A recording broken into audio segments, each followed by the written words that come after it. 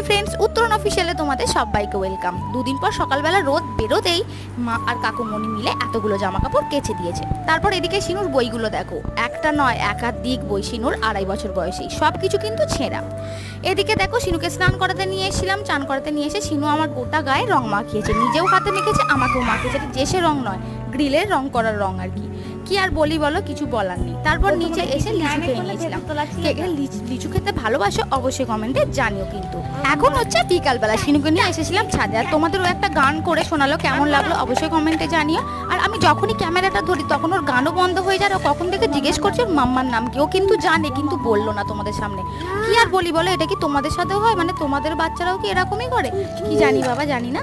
যাকে আজকে রাতের ডিনারে ছিল আলু আর ডিম ভেজে তরকারি। আর এদিকে দেখো ডিমটাও ভেজে নিয়েছিলাম, তখন আর কি তরকারিটা হাফ হয়েছিল। যাকে চলো আজকের মতো ভিডিওটা এইটুকু। ভিডিওটি ভালো লাগলে লাইক শেয়ার কমেন্ট করে দিও। টাটা।